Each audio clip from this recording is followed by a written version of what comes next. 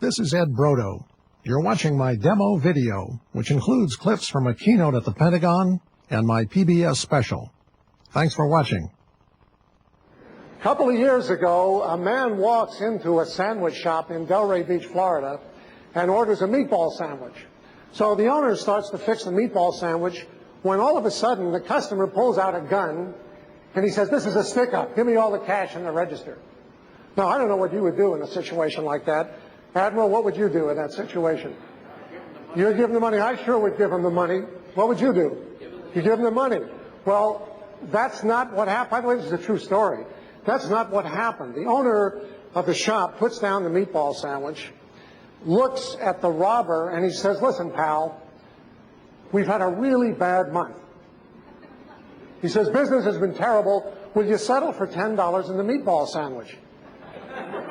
No, I'm not making this up. This was in the paper. He says, "Will you settle for $10 in the meatball sandwich?" So the gunman says, "Are you crazy?" He says, "I got a gun here. I'm not settling for $10 in the meatball sandwich." He says, "I'm not settling for anything less than $20 in the meatball sandwich." So the owner says, "You got a deal." Gives him the $20, gives him the meatball sandwich. You know what it said in the paper? It said, "And the robber left satisfied."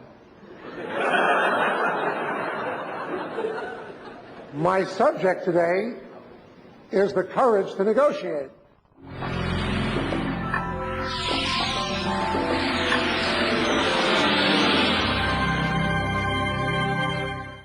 So understand that people look at things differently. We all value things differently. To give you an example, I had an Uncle Willie. My Uncle Willie was about 95 years old when he died.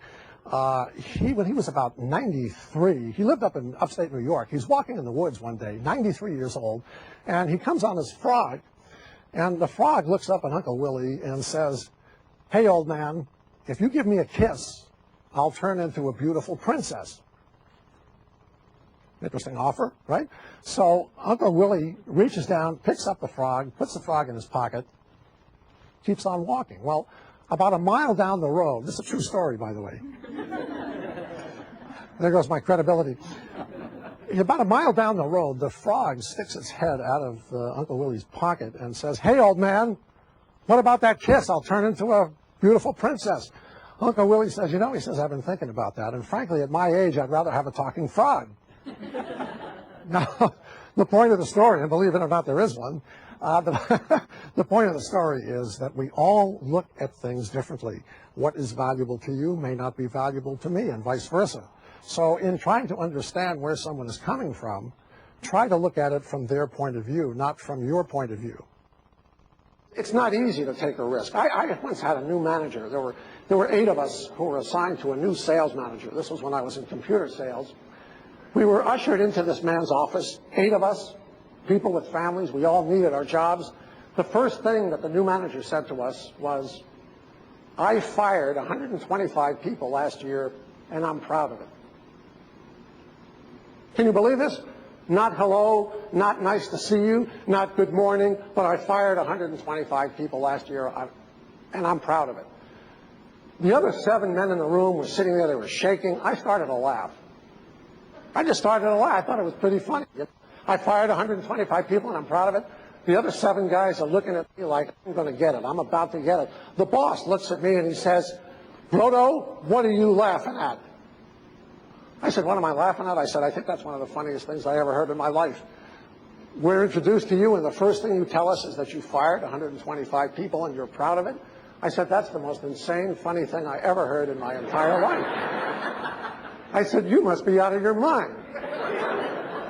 And the other 7 guys are looking at me, and the boss looks at me, and all of a sudden he starts to laugh.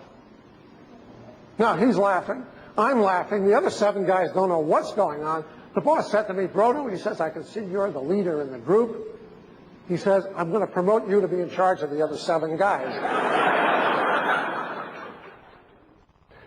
I live in a house that one whole side of my house is glass. And I like to look outside, however, I don't like people looking in.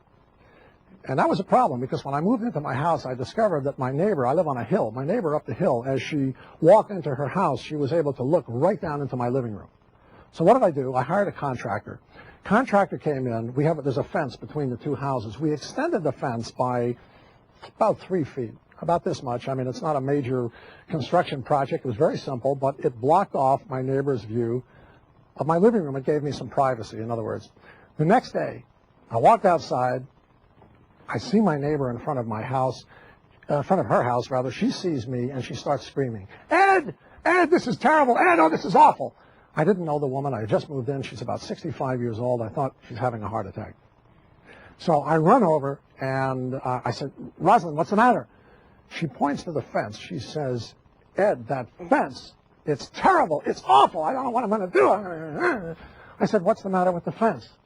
And this is what she said. She said, "That fence ruins the whole look of my house." And that's what set me off. Now think about this. It's a fence between the two houses. You can't even see it from the street. She's telling me it ruins the whole look of her house. How do you think I felt about that? What do you think I wanted to say to Rosalind? I wanted to say, "Hey, look, I'm entitled to some privacy here. If you don't like it, call a lawyer, get a life." You know, I was really angry.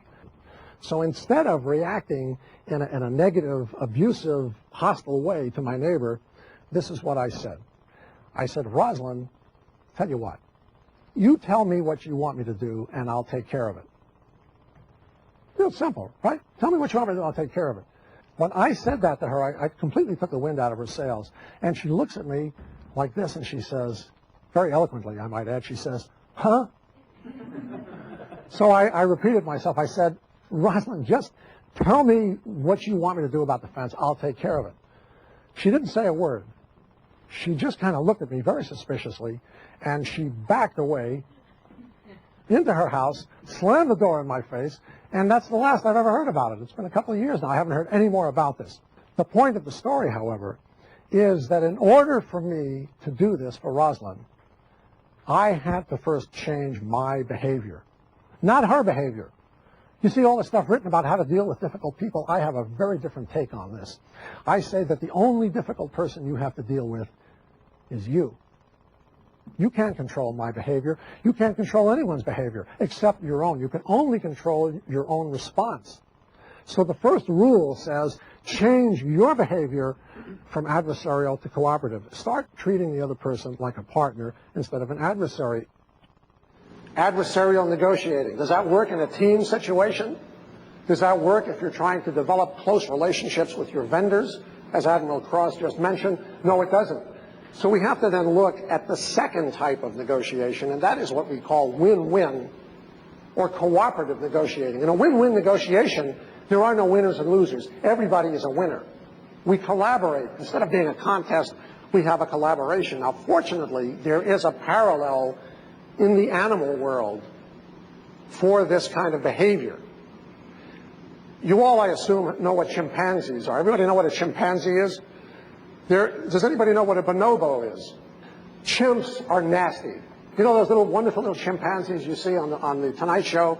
They are basically very nasty animals. They compete with one another. They kill each other. The male chimpanzees are known for killing the babies.